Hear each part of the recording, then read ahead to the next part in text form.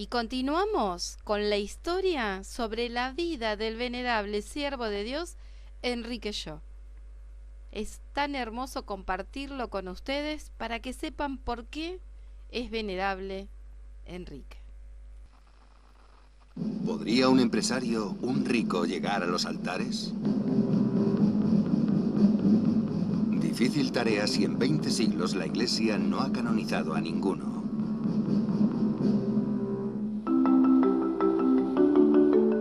Pero un argentino que dejó la carrera de marino por su familia podría llegar a ser el primer empresario santo de la historia. Su nombre es Enrique Shaw. Rompió los esquemas establecidos con su vida de entrega y servicio. Impulsado por su ideal cristiano, superó 1000 dificultades y mostró el camino hacia una sociedad mejor.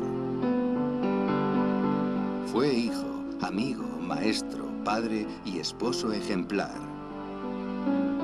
Prefirió la sensibilidad a la indiferencia, la sonrisa a la distancia, el coraje frente a la adversidad.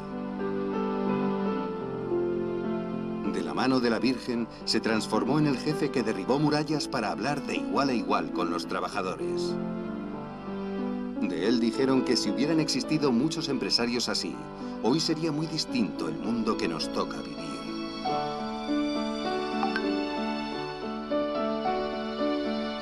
Enrique Shaw, el empresario de Dios.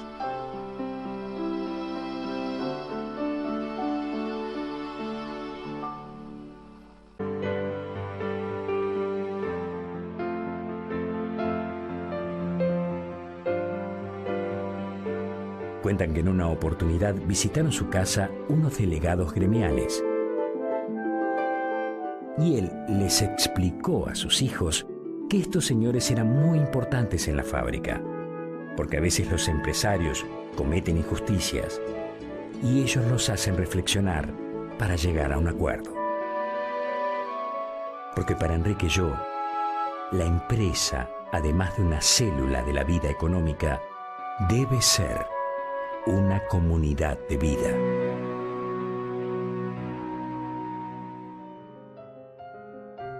Ya desde sus primeros pasos, siendo un joven dirigente de empresa, había demostrado que esta común unión iba más allá del trabajo. Respondiendo a un pedido del Papa Pío XII, Enrique y un grupo de empresarios argentinos organizaron el envío de víveres y ropa para ayudar a los países devastados por la guerra.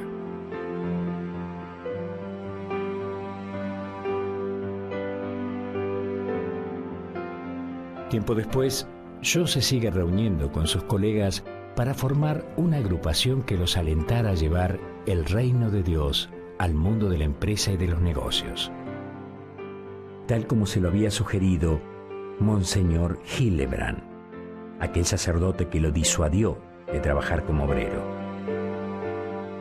Finalmente, el 3 de diciembre de 1952, fundan la Asociación Católica de Dirigentes de Empresa, que contaba con el asesoramiento del padre Manuel Moledo y cuyo primer presidente fue Enrique Shaw. Luego de un tiempo, ACDE se integra a UNIAPAC, Unión Internacional Cristiana de Dirigentes de Empresa, organismo que se ocupa también de la promoción de los trabajadores. ACDE es un ámbito de análisis y reflexión de la temática empresaria, basada en valores cristianos y también un lugar de acción a través de su compromiso social. Su misión es ayudar a los dirigentes de empresa a vivir de manera coherente su vocación emprendedora y su fe cristiana. A diferencia de otras organizaciones, es una asociación de personas y no de empresas. Admite pluralismo ideológico y religioso siempre que sus socios respeten los valores que la sustentan y se inspiren en los principios de la doctrina social de la Iglesia. Distintas sedes de ACDE, que a partir de 1961 pasó a llamarse Asociación Cristiana de Dirigentes de Empresa, tal como Enrique quería desde su fundación, fueron naciendo a partir de 1958 en todo el país.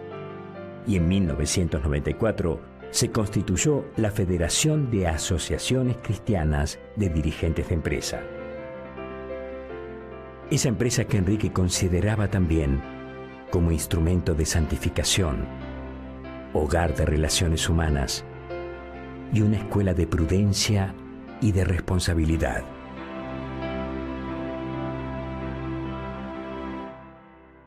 Enrique Yo era miembro de la Acción Católica Argentina.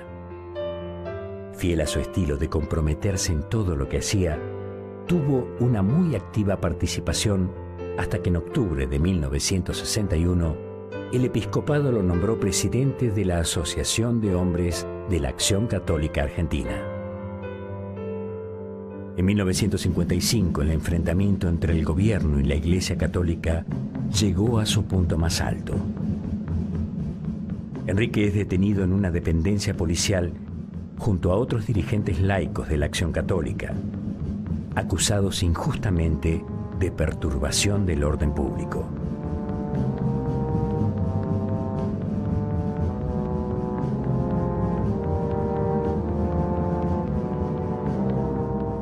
Cuentan que no aceptó dormir sobre un colchón que le había llevado su familia, hasta que todos sus compañeros de celda tuvieran uno igual. Y sus deseos se cumplieron.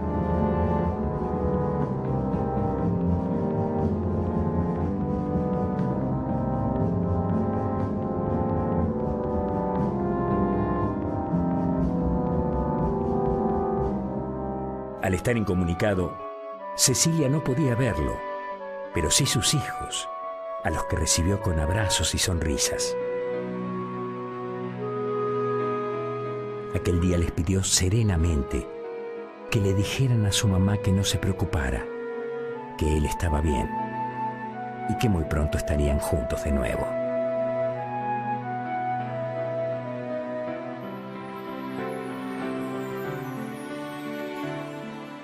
Luego de esos días de prisión, se le oyó decir en Rigoló que no tomaba la experiencia como algo traumático o una injusticia, sino más bien como una medalla más que me envía la Virgen y que guardaré en mi corazón.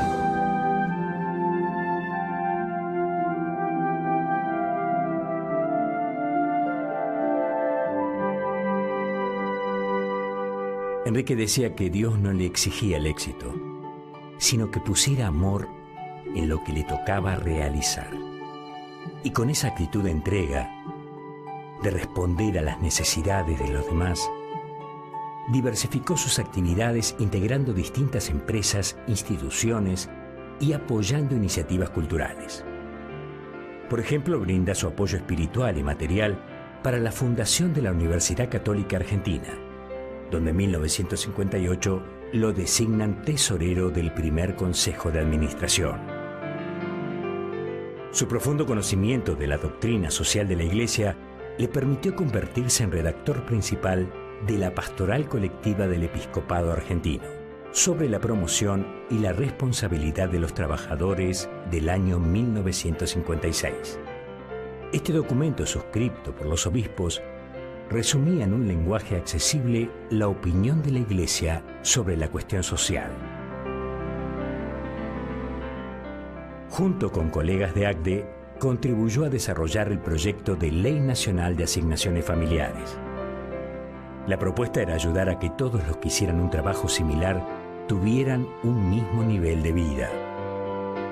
Enrique consideraba justo que cuando una familia le da hijos a la patria, pueda cuidarlos y educarlos como corresponde. Finalmente se logró que el proyecto tuviera sanción legislativa en 1957.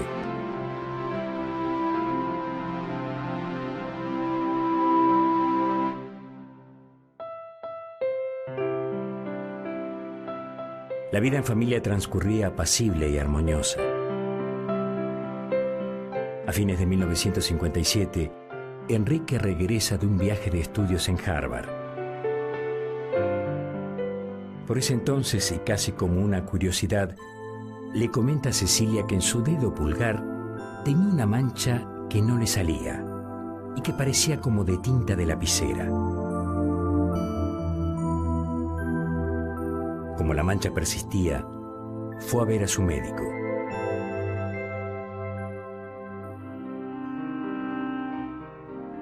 Al salir de la consulta ya tenía muy en claro lo que iba a suceder.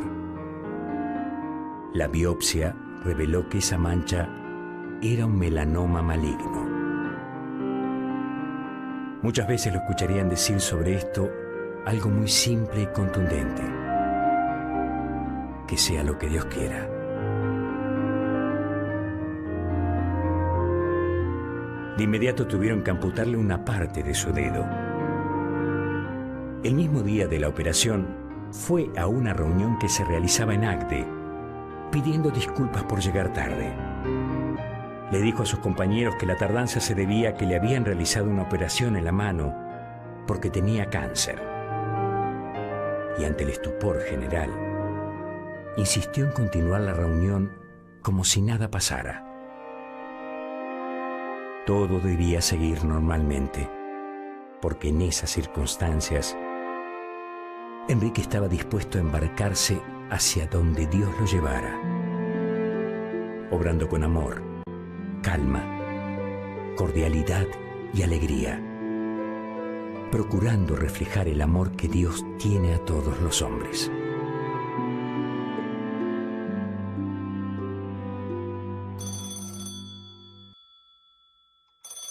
Durante su enfermedad continuó en su trabajo, al que entendía como un servicio a la humanidad y como lazo de unión entre los hombres.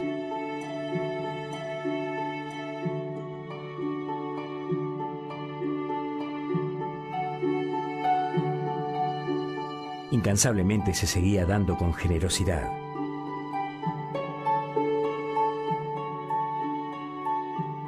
Muchos acudían a él para pedirle algún favor o por distintas necesidades, y él siempre estaba dispuesto a ayudar.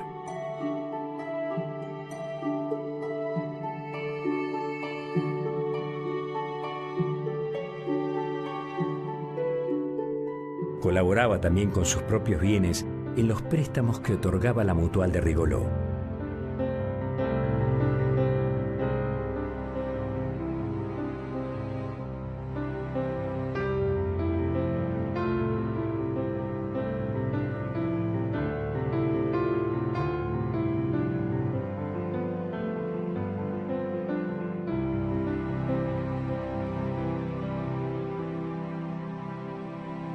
Y si se enteraba de que algún empleado se estaba haciendo su casa, podía aumentarle el monto de las gratificaciones anuales que daba la empresa, simplemente para contribuir, como él decía, para una ventanita más.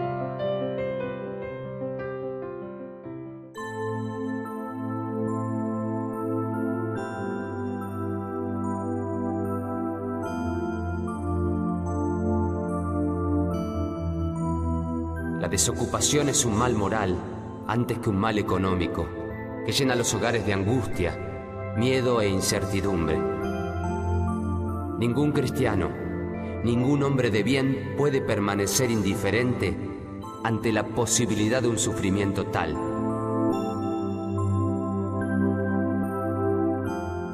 Estas palabras forman parte de una circular redactada por Enrique Yo en 1959. Y que repartió al personal de la cristalería.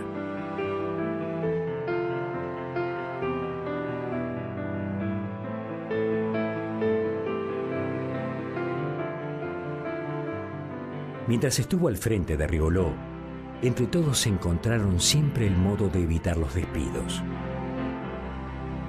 Echar a la gente de la fábrica de ninguna manera podía ser la primera medida a tomar cuando había escasez de trabajo.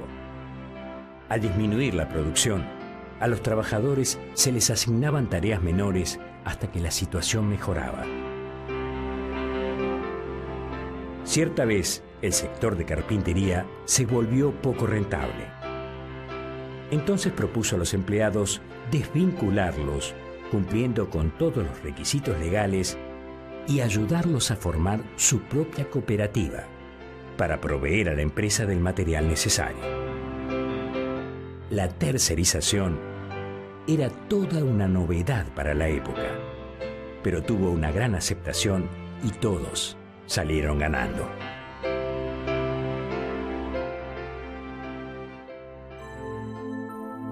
En 1961, la Argentina vivía una gran crisis económica. Eso trajo como consecuencia una caída en la demanda de los productos de cristalería Rigoló.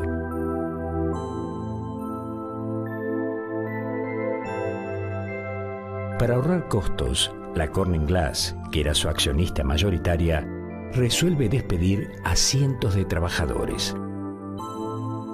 Coherente con su principio de armonizar el respeto por el desarrollo de las personas con la rentabilidad de la empresa, Enrique Llo cuestiona esa resolución. Por eso no duda en hacer sus valijas y viajar a los Estados Unidos.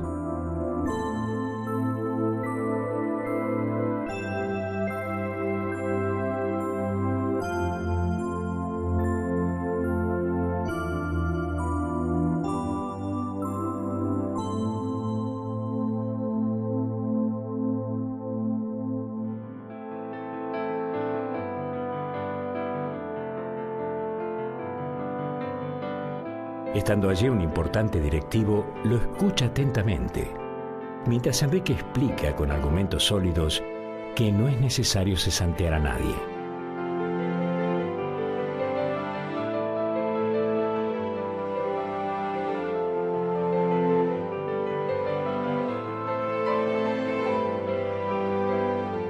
También informa que si insisten en despedir a esos empleados, él presentará su renuncia irrevocable. Finalmente, la empresa norteamericana dio marcha atrás con la medida. Pronto mejoró la situación y los accionistas reconocieron que el dirigente argentino había tenido razón.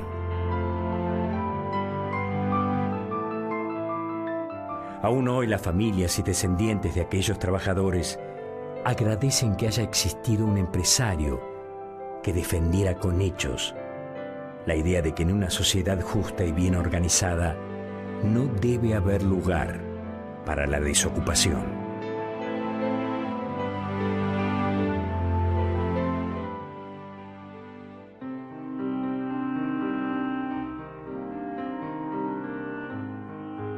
Pero el tan querido jefe Enrique Llo ya estaba muy enfermo y necesitaba ayuda.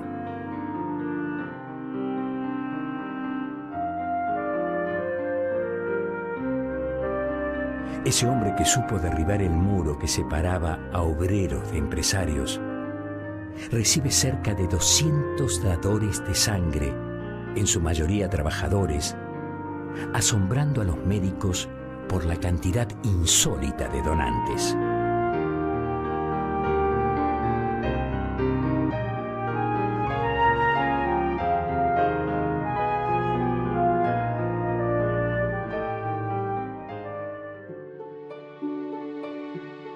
El final estaba muy cerca, y en la despedida de su familia de Rigoló, no dijo adiós, sino gracias. Gracias a sus compañeros que le habían obsequiado algo tan vital como la sangre misma. Y como quien cumple un íntimo deseo postergado durante tantos años,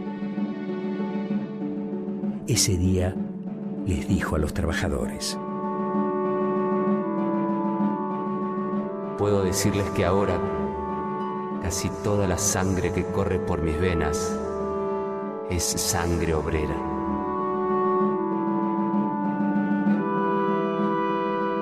Estoy más identificado que nunca con ustedes, a quienes siempre he querido y considerado no solo como simples ejecutores, sino también como ejecutivos.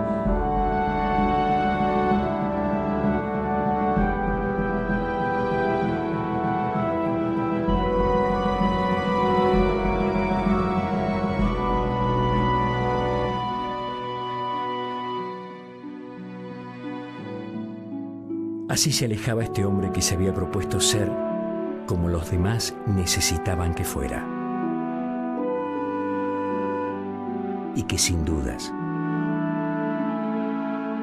logró que se dijera de él lo mismo que de Santa Catalina de Siena. Nadie se acercaba a su persona sin que se retirase mejor.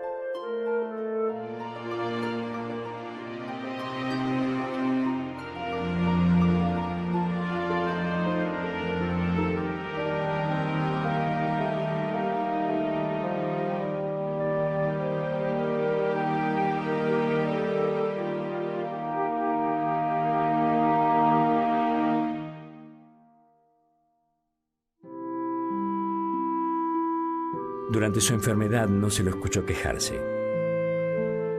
Llegó a ofrecer sus sufrimientos por la conversión de su padre a la fe católica y se puso muy feliz al enterarse de que él iba a comulgar.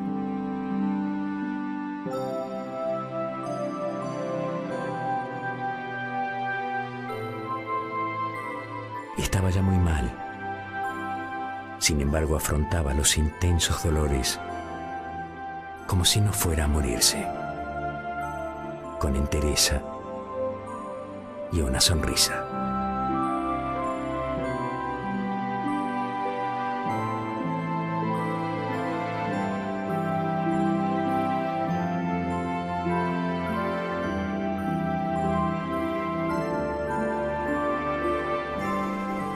Dios me dice, ven. Y yo le contesto, Señor, tu siervo te escucha. A lo cual me manifiesta, te he llamado porque eres mío. Y entonces todo desaparece y solo quedamos Dios y yo.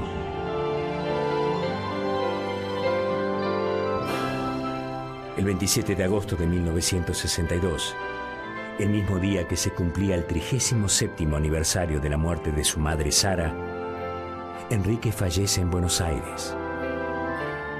Tenía solamente 41 años.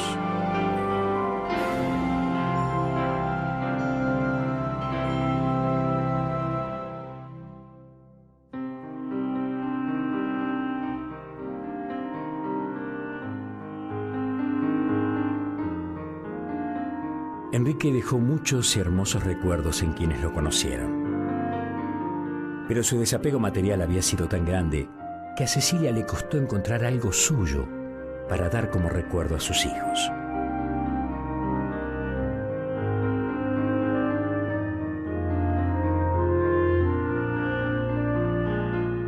Sus pocas pertenencias eran las de uso cotidiano.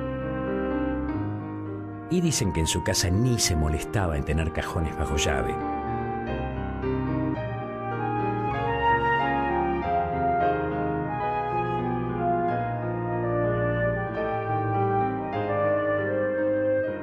Ningún objeto podía ser importante, ya que para él las cosas están a nuestro servicio y no nosotros al servicio de ellas.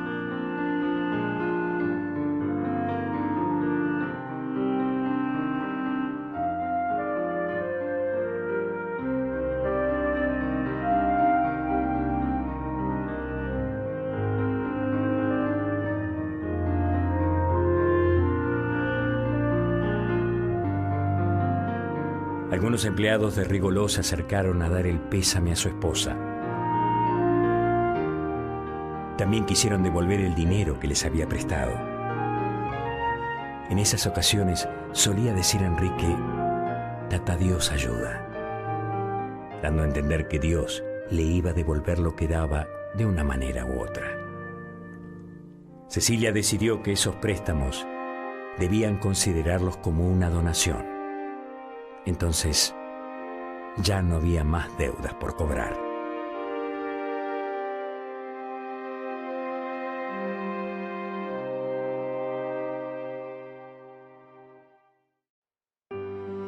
Con distintos actos se conmemoró el 50 aniversario de su muerte.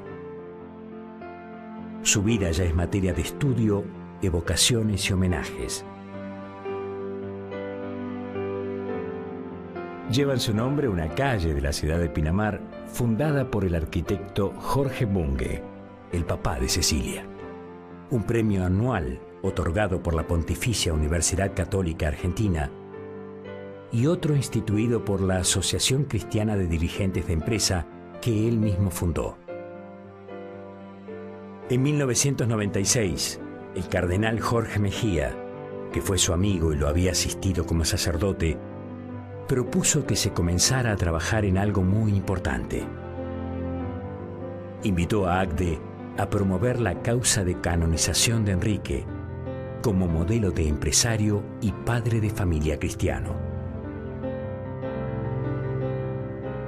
En 2005, se realizó su apertura formal en la Curia de Buenos Aires.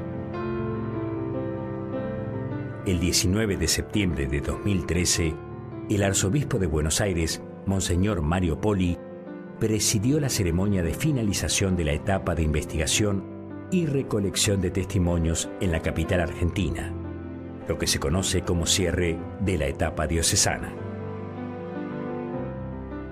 El acto tuvo lugar en el Auditorio San Agustín de la Universidad Católica Argentina. Más de 13.000 folios de documentación fueron sellados y lacrados en cajas que son enviadas a Roma para ingresar en el ámbito de la Congregación para la Causa de los Santos.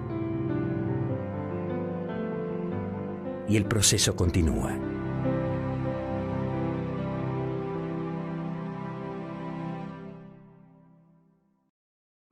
Para Enrique, la santidad no consiste en hacer cosas cada día más difíciles, sino en hacerlas cada vez con más amor. Fue hijo, amigo, maestro, padre y esposo ejemplar, modelo de humildad y de caridad. Un verdadero pionero de la responsabilidad social empresaria, demostrando una profunda coherencia entre su palabra y su acción. Alguien consagrado a construir una sociedad preocupada por la distribución, la entrega y el servicio. Un creyente que tenía como socia y madre a la Virgen María y de su mano se transformó en el jefe que derribó murallas para hablar de igual a igual con los trabajadores, y que de él dijeron ellos mismos que si hubieran existido muchos empresarios así, hoy sería muy distinto el mundo que nos toca vivir. Un hombre que prefirió la sensibilidad a la indiferencia, el coraje ante la adversidad y la sonrisa a la distancia.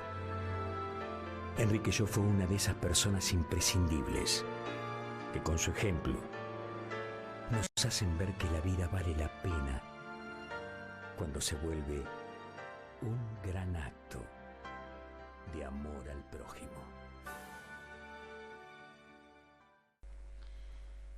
Bueno, llegamos al final de este programa. Maravillosa la historia que pudimos transmitirles a ustedes para que conozcan más sobre la vida del venerable Enrique Yo. Una producción hecha por Goya Producciones. La verdad, un aplauso por todos los actores. Esto lo pueden encontrar en YouTube, colocando Goya Producciones o colocando Enrique Yo Oficial. Nos encontramos la próxima semana en el programa Enrique Yo Camino a la Santidad, acá en Radio Amadeus 91.1.